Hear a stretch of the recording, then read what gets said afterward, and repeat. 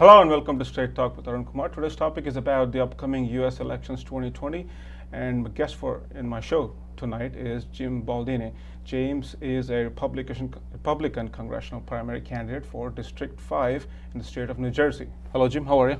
Hello, Aaron. I'm doing great. How about yourself? Good. How's the day so far? It's good. Classes were great, and I came down here to get to do this interview. Yeah, or should I say, how's the campaign so far? Campaign's it's solid. We're reaching out to different groups and different clubs, and I'm hoping I have my kickoff next Tuesday down at the Hampton Diner. Great event. I'm hoping to get as many people there as I can. We want to make a solid impression, and we also want to get the message out, and that'll be on Facebook too as well. So tell our viewers, who's James Baldini? James Baldini is a teacher. First off, I'm a school teacher. I teach middle school. I feel in many ways that by going to Congress, I'd be doing a little bit of the same thing by teaching middle school. But I certainly have seen a lot of behaviors down there that remind me of my students. But I'm a guy who's committed to trying to help our district, to help the other districts out there win their campaigns, and because I feel like it's a giant thing. But my motivation for running is really my situation with my daughter. About 5 years ago, she came down with something called autoimmune encephalitis, and the disease attacks the brain, and it causes the brain to see and do things that it shouldn't. And she ended up in New York City Hospital. And the New York City hospital system, I don't know if you're aware, but it's basically set up as a socialist system where you have the top people are running it are people from the city. And the city is meant to, it governs it, it sets it, it controls it. And when you get right down to it, they they pay the bills, they do all the things connected with it. My problem was they took my daughter's diagnosis of 18 months and they changed it to psychiatric. It was a medical diagnosis, they changed it to psychiatric, and they kept her for 75 days. Now, the thing is, they did it for money. On a Friday, they said they were keeping her for 6 months. On a Saturday, the insurance canceled. And on a Monday, they called us. That next Monday, they called us to come pick her up. There's a complete financial reason, and for them to have done that. And that's the kind of thing I want to fight. I'm not interested, I'm interested in all the fight. I'm interested in pushing back against the Democrats. I feel what they're doing to our president is wrong. I feel, his agenda is saving our country from the abyss it was slipping into. I mean, as a history guy, I've seen this happen. I can look back in history and see where countries have fallen. Great countries have fallen to the wayside. And there's no other country better than ours. And one of the things that will help it only slip further is socialism. And seeing what they did to my daughter, I can't imagine that medical kidnapping they did to her, that them doing it to other kids just for financial gain for those who have private insurance, because no socialist system is going to survive. It's not going to let our country survive. Look at Venezuela, look at the others. So my drive is to push back against that, but I'm also pushing back against the hard left. The hard left has been ruining our country. You can see it in California, and you can see it here in New Jersey. New Jersey's doing everything it can. The hard left Democratic leadership is doing everything it can to copy what they've done in California to the worse. And it's going to just continue unless we get somebody to stand up to it. And Trump's done that nationally. He has stood up to them on a national level. What we need here is somebody in New Jersey to stand up to them. We have a lot of people who are qualified, but the person who does it has to have a backbone of steel. They have to be willing to take the hits and keep on moving. They got to be willing to take the hits and keep on pushing back against them. Talking about hard left in the state of New Jersey, they've been introducing driving licenses and stuff like that for the illegal immigrants. I mean, it's insane. We're less than 20 years out of what happened on 9/11, and they're looking to reverse the entire model that we put in place to protect us from something like introducing that. LGBT curriculum into middle school. It's a social experiment. It's a social experiment. I mean, one of the things that I have as a problem for schools is New Jersey is ranked number 1 in the 50 states, but I think are now 27th in the entire world. And part of that problem is what we do is we create mass production for our classrooms instead of the mastery that we should be doing. Our kids aren't becoming masters of their subject. What they're doing is they have to complete this one and then go on to the next one, just like you do in a car line, where you have to have the line move down and you just feed them more facts and feed them more information. That's what we're doing in our educational system, and it's not making it any better. This is why we've slipped behind. It's not money. We've got more money than many of those countries out there, but we're not meeting the American potential. And as American potential, we have, there's an independent spirit in the American. We can't copy Japan and think we're going to get the same stuff, because Japan and the Asian countries don't have the same kind of culture that America does. You talk about bringing down socialism. It's funny because if you look at the Democratic primaries and the caucuses, what's going on, it's ridiculous. Yeah, Mr. Sanders is being encouraged throughout. So what's your some of take on that? Some of these debates, they seem like they're trying to outdo each other in destroying our country. That's what it comes down to. The things that they're doing and saying, they want to. But there's a lot of crowd supporting him, though. There's about 26% in Iowa, 26 in. There's over $1 billion that our students and our kids are owing to the financial or to the government for their loans, their student loans. Over $1 billion. That's ridiculous. And the reason why is because these schools, these colleges are bailing on them. I'll tell you what. I heard this on Tucker that we should get the schools, the colleges, to be co-signers of these loans that these kids are taking, because then they have an investment in making sure these students actually succeed, because now they don't care. Responsibility. Yeah, there's no responsibility from the institution. They take them in, and when they fail because of whatever reason, they walk away. And there's a lot of good colleges out there that want to help their kids, but the individuals want to help them, but the administration says, oh, well, we got paid, so who cares? Since you're a teacher in history, let me ask you this question: why do all socialists promise free stuff? No, because that's, I mean, if you look out through history, do people believe it, or is it? Of course they do. Is that true? Of course, because we believe the lies because we want to believe the lies. When you get right down to it, another thing I heard somebody say that reason why they look up to Bernie is because so many of them have broken families. And I don't know if that's true or not, but there's an easy way for us to look at him as a father figure, and maybe that's what they're doing.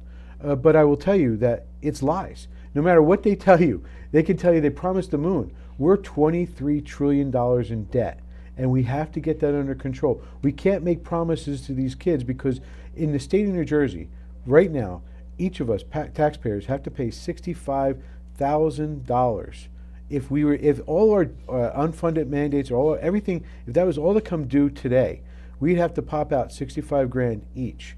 There's no way we can handle that. That's something that's a dollar figure that's unattainable for any citizen. And because of this, New Jersey's trying to copy California. It's only going to get worse with more Democrats in office in New Jersey on the state level. And I know I'm talking about the state and I'm running for the federal government. But the reality is, the reports say that all these freebies are attracting a lot of young crowd. Well, yeah, of course they're going to attract a young crowd, but it's lies. I mean, what we need to do is we need to give them an alternative that's steeped in reality. When you look at these numbers coming in, these people are looking to say, "Hey, come to us, we'll give you free." Last time I checked, there's no money tree sticking out in the back of my yard, and it seems like Bernie thinks there is. Elizabeth Warren seems to think there is. It's fake. They can't afford what they're doing. They're putting. Maybe you guys are looking at different trees. I don't think so. If there's a money tree, I want one. Looking at a different forest, maybe. Maybe they're on a different planet. Maybe they're in a different universe. Socialism has never worked in this world. It never will. And they have to, if they're going to continue it, it's just going to be an easier victory for our president. So coming back to your district, right? District 5, state of New Jersey, has the counties of Warren, Sussex, Passaic, and Bergen counties. So why District 5? Why did you pick 5th District? Well, I grew up in the 5th District. I grew up in Newton. Are you from there? We moved there when I was 7. So yeah, I guess you could say I'm from there. I'm almost 50 now, so 43 years kind of counts for being from there. Yeah, that domicile is acceptable. Yeah. I've lived there. I've raised my kids there. Both my parents are buried there. I have roots in that district. To me, this is more of me helping my community out. And listen, I've had so many kids in my school leave and go to North Carolina or South Carolina, someplace else where they have better opportunities for jobs, because New Jersey's getting dragged down. And I know I'm talking about state again, but as a federal guy, you can also influence state legislatures. You can influence them by helping those candidates that are going to do the conservative right thing and bring down our taxes. and help our our state and local taxes to lower them.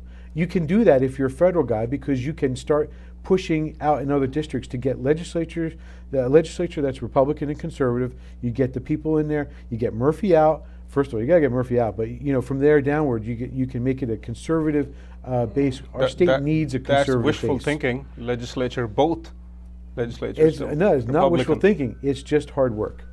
There's only hard work. The more hard work you put into your job, the more success you'll see from it. That's what I was taught when I was raised. That's what I've seen as I grow older, and that's what I'm convinced that if we keep at it, we will turn the state around. Politics is cyclical. People will get tired. They're already getting tired of Murphy.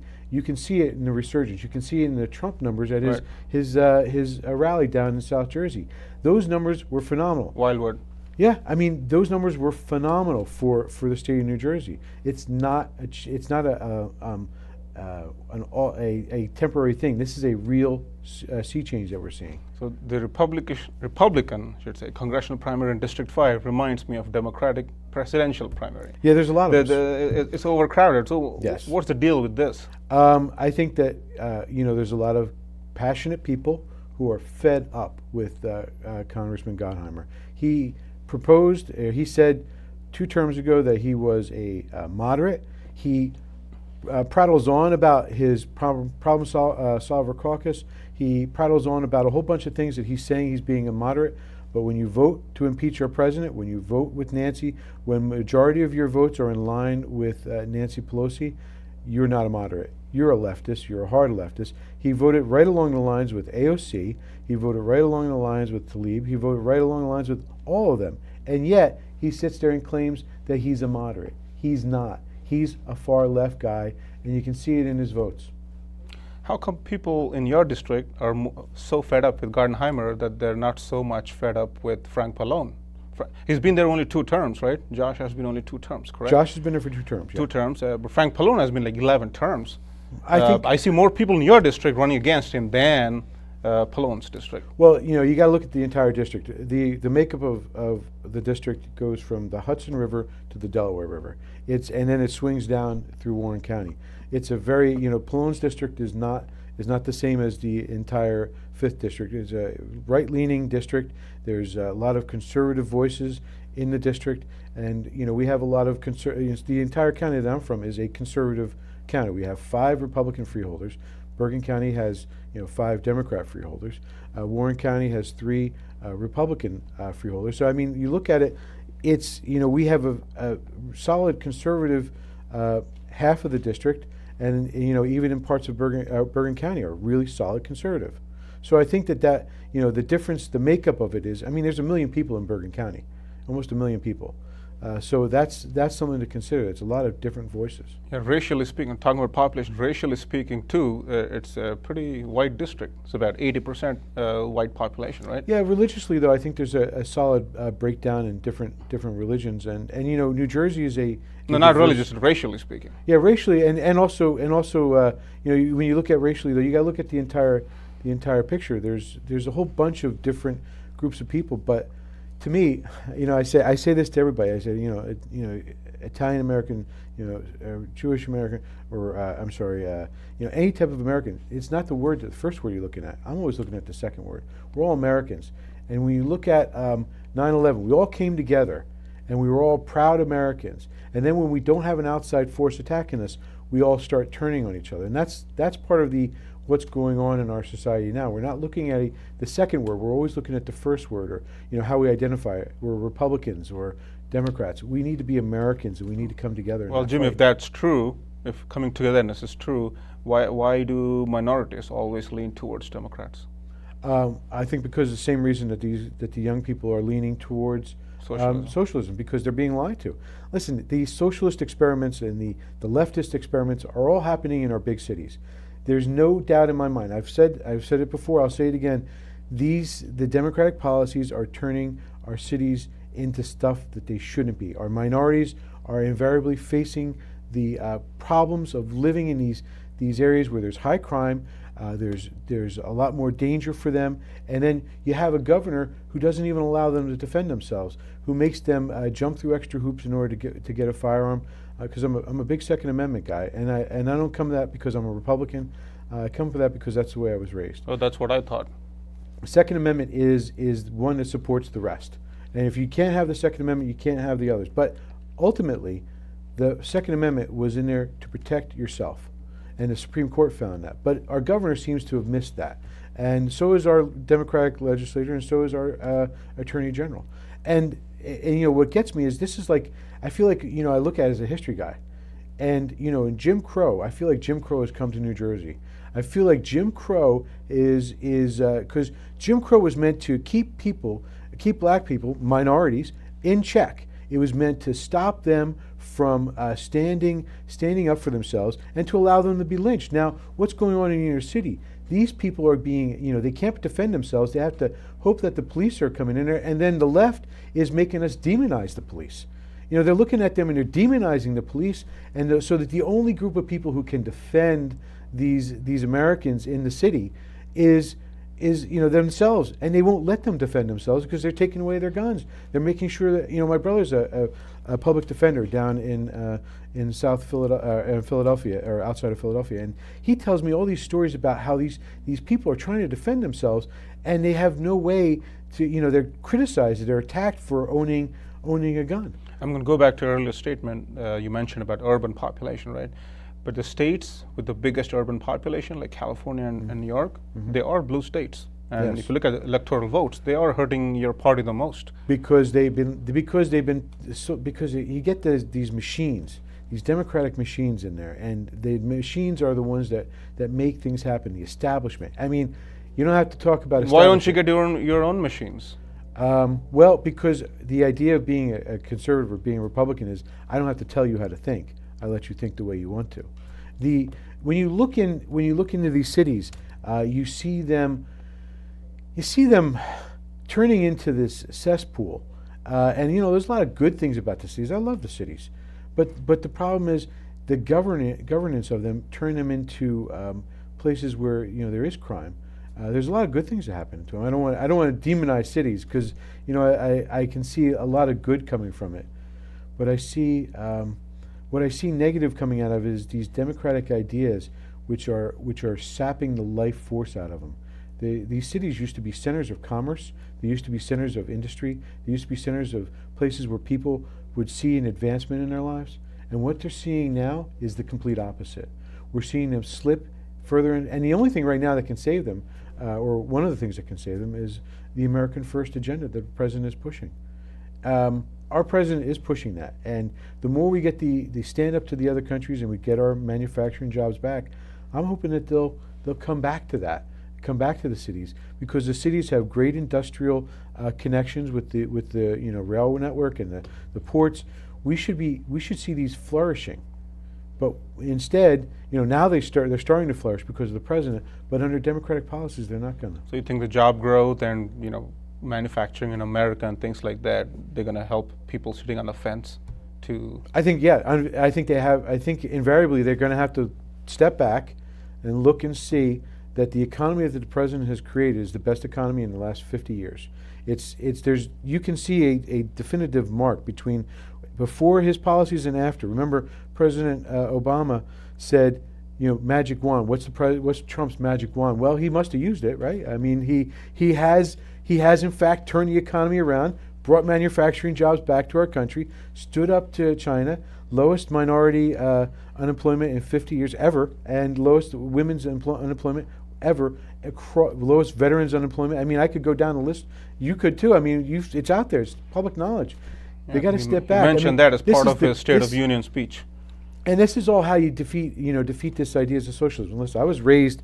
My father, who worked for the Army for 25 years, he helped develop a bunch of weapon systems that are in use today. He taught us, all my family, we got to fight socialism. I grew up in the 80s and the 70s when this collectivism, the statism, was so powerful in the Soviet Union, which was communist. But I would say this. I was raised to fight it once.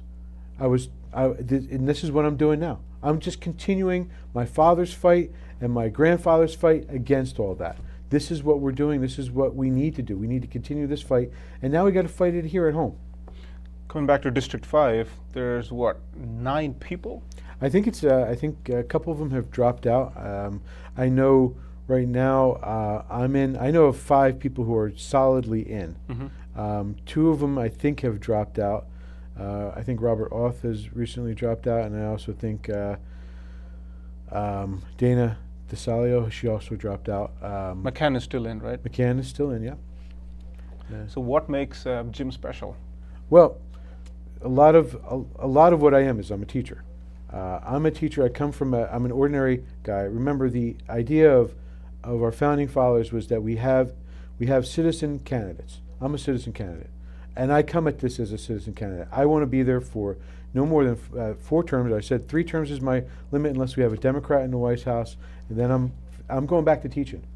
That's what they were meant to do. That's what holding this job was meant to be. You weren't supposed to be a 30-year appointment. You weren't supposed to be there for life like many of our current politicians are. But there's no legal congressional term limit, though.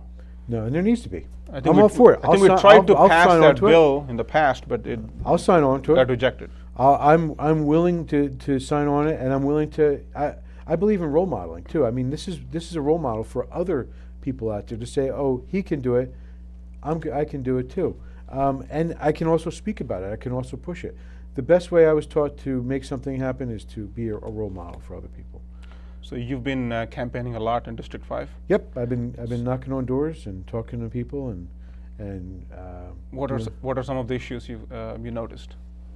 Well, a lot of support for the president. Some doors get shut on me because they see the Trump.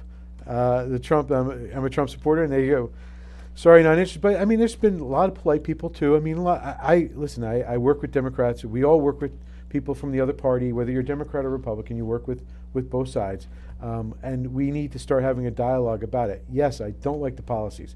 Yes, I can stand having a conversation with somebody who disagrees with me, and I can try to convince them. I want to try to convince them, because the only way you're going to be able to convince somebody is if you're willing to have a dialogue. To do otherwise is unacceptable. You're not going to get a solution. How can you be Josh Gottheimer when he says he is a conservative Democrat? Well, he's not, and the idea that he is. He claims he is. Yeah, I can claim a lot of things too. I'm a 6'4" giant who should be playing basketball. That doesn't mean it's true. I mean, he is somebody. But people voted for him, so they trusted him to some extent. They trusted him once. I don't think he's going to get the same level of trust. I think that a lot of people, as I've been looking at his returns, he isn't getting a lot of favorable stuff. There's a lot of criticism about him out there from people of his own party. So he's even losing his base at this point. What's wrong with him or his policy?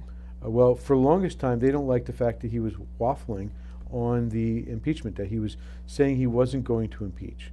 So his base of the hard left wasn't going to stick with him. But right now, honestly, since he voted for it, he's made his true colors shine. But that's from a Washington, D.C. perspective. What about him from a congressional district perspective? What did he do wrong? What can you do right? Well, he likes to come at stuff, and you see, I believe no matter who it is you're talking to, you have to hit them back with what they're saying. You have to be able to stand up to them and tell them what they are. He's lying. He's lying about a lot of stuff.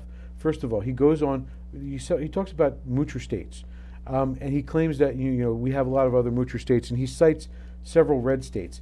The fact of the matter is, the biggest moocher of them all is Virginia, if he wants to call them moocher states. I think, honestly, the reality is when you look at what he's claiming, he's misinterpreting it on purpose. He's saying our salt taxes are the reason why people are leaving the state. That's an out-and-out lie.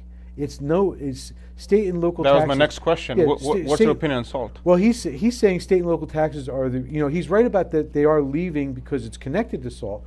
He's wrong about the salt deduction being the reason why people are leaving. He's running around saying salt deduction is the reason why, because the president's plan of getting rid of the salt deduction, the state and local tax deduction, is the reason why New Jerseyans are running away from the state. That's just not it. It's because the state and local taxes are so darn high. That's why people are picking up and going. I know this because this is what my families are telling me. When they leave, they say they can't afford to live here. It's not because they're not getting a tax break. It's because our state government, it goes back to what I was saying before, and goes back to wanting to give people free stuff. Our state and local taxes are too high. The reason why they're too high is because we have a governor who continues to go at this as if it's a free lunch for everybody. Raise taxes. And raise taxes left and right. Fine. And he says comments like, hey, if you can't afford it, then maybe you shouldn't be here. Guess what? They listened. They took off. And the reality... Left New Jersey. They leave New Jersey. They can't stand it. People leave New Jersey because he and the legislature is pushing to have more higher taxes. And it doesn't matter if it's in the schools that they're raising taxes. They're raising taxes in the schools to meet some other unfunded mandate that's been passed down from the legislature, from the Department of Ed, and it just continues to build and build and build. And he's not going to change. And so for Josh to go along and say it's because of the president that people are leaving the state of New Jersey, I mean, my father had a word for that, but I'm not going to use it on TV. But it's got to do with the bovine manure. And to be honest with you, it's just ridiculous that he's going to sit there and try to lie to the people. I think people see through that. You know, New Jerseyans aren't dumb. We see through lies. And that's a lie. That's an up and straight up lie. It's not because of the president. It's because of his buddies that he's not pressuring. Listen, he's friends with Sweeney. He's friends with Murphy. He's friends with all these people.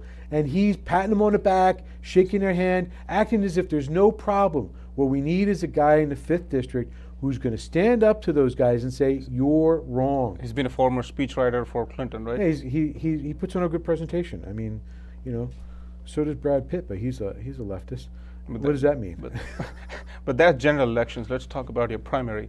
How does Jim stand out amongst the other 6 or 7 people? I'm an ordinary guy. I mean, I'm as ordinary as you can get. I'm frontline with the families. I talk I have my students in my classroom every single day. I work with people, with their parents. I was in some of the things I've done in the past. I've worked with veterans. I've worked with, the food pantry. I've done what I can to help out with people.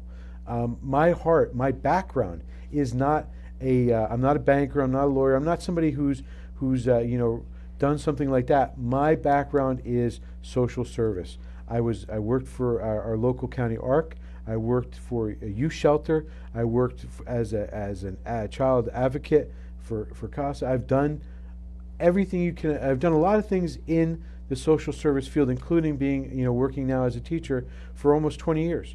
I've seen the families in, struggling to make, for years now trying to survive. I've seen their suffering. My family's struggling to survive with what we're going through with our daughter. This is painful for me to see these families go through that, but I do think I can make a change with that. The reason why I asked that question is in 2018, John McCain won with about over 53% voting percentage in the primary. Yeah. So do you see that as an advantage to him because he has prior experience? I see. No, because he didn't win he didn't win against Josh. He didn't bring the star power he needed to bring to fight Josh. But he got his feet wet. Yeah, I do that when I go to the pool. That doesn't. I mean, that's a bad joke. But the reality is, electorally. Yeah, but we don't need a guy who's a politician. We don't need someone who's done the politics. What we need is a fresh face. Trump was a fresh face. When you look at the numbers, he came at this as not an establishment candidate. We don't need an establishment candidate. We need somebody who's going to stand out and be different than Josh. Josh is the establishment guy. He's the Democratic establishment guy. He's hooked up with Bloomberg. He's hooked up with Schumer. He's hooked up. His family's well connected with money with the Tusk Enterprises. He is well connected. He's got money. He's got connections. He's establishment, even if it's on the Democratic side. I'm not establishment. I am far from establishment. I am the guy who is the ordinary person. I'm the guy who comes at this as somebody who isn't well connected. I'm a school teacher. And so all the people I talk to on a daily basis are families and people in my community. If you think about it, Bernie Sanders is not an establishment guy. Donald Trump, when he was running, he was not an establishment guy. So I think it's the non-establishment guys. You asked me before, how can I do this? because the people are not looking for fake. They're not looking for the establishment guy. We don't want Jeb Bushes. Jeb Bushes will not work. We want people who are Donald Trumps, who are willing to stand up and fight. I'm that guy. And I think I can do it. I mean, I'm not trying to disparage the other candidates in the race. I'm simply saying I know what I am. I've learned I got to run my race. My race is who I am. They can be who they want to be. I'm running as James Baldini. And I know that I can stand and make a difference because my families in my district care about seeing a change. And I know they're not going to see it with an establishment guy. Since you brought up Trump so many times, I'm going to ask this question.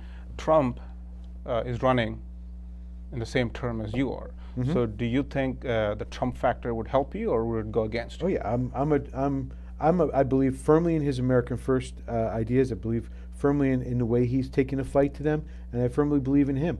I do know that he's that thin line between us and what the Democrats want to do to us. They are statists. They want to control us. They want to be able to tell us how to live our lives. They want the Green New Deal. They want the New Way Forward. They want all these things to control how you and I live our lives.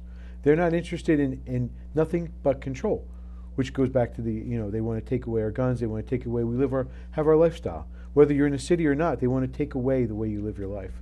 Put you in little boxes to ride on the way to work while they're driving in the limousines and the private jets. If I were to ask you, what are top 3 core issues you're focusing in as a candidate? Well, clearly, socialism, because of what they did to my daughter. I firmly believe that. I think our debt is $23 trillion. We have a national debt there. We also have $4 trillion on the states level. We need to deal with the $4 trillion that the states owe from their obligations to the pensions and to other matters. Do you have a plan for that? Well, to deal with the $23 trillion, certainly. We need to, one of the reasons why we have such a huge government and a huge bill right now is because no one's ever taken a serious look at the government. What I propose is having the entire government go through and we have the Congress, not the bureaucracy, the Congress up or down vote every department, everything that's not in the Constitution. If it doesn't explicitly say it in the Constitution document, then it should be voted up or down whether we should keep it or not. Because then it does 2 things. It puts the the people in Congress on record whether they support Planned Parenthood, whether they don't support Planned Parenthood, whether they support this agency or that agency, it puts them on the record on whether they support it, one, and it also will force them to say, you know what, this is something that we really don't need and we can get rid of. And that's going to decrease the budget. If you do that consecutively, every 2 years, you have to do 1/5 of the federal government. It has to be voted up or down. It's going to cause them to work. Big surprise, they're actually going to have to do their job because that's what they should be doing. They've been hiding behind this bureaucrat did this department did that. They're not taking responsibility for what they are, what we're paying for. You and I are paying for it. They're not. So we need to turn that into something, say, okay, you're taking a stand on it, yes or no. And if you don't take a stand on it, then you're a liar and you can get voted out. So any final comments or message to our viewers? I'm having a kickoff on February 18th at the Hampton Diner. It's going to be great food, great time. We're going to have a bunch of door prizes. I want people to come out and see the campaign, see me, come shake my hand, but talk to me. Tell me what your feelings are. Tell me what your thoughts are. The reality is I'm in this for you. I'm going to stand by the Trump, and he's been attacked so much that he needs people on his flank. I'm the guy to do it. Want to mention your website? Oh, that'd be a great idea. You're so smart. Thanks. Vote Big Jim is my website. I am a big guy, so it kind of fits. www.votebigjim. You can find me on Instagram, Twitter, and Facebook at Vote Big Jim. Thank you for coming to our show. My Jim, pleasure. On behalf of our TV network, wish you all the best. Thank you, sir. That is all the time we have for this week. Until next week, take care. God bless America.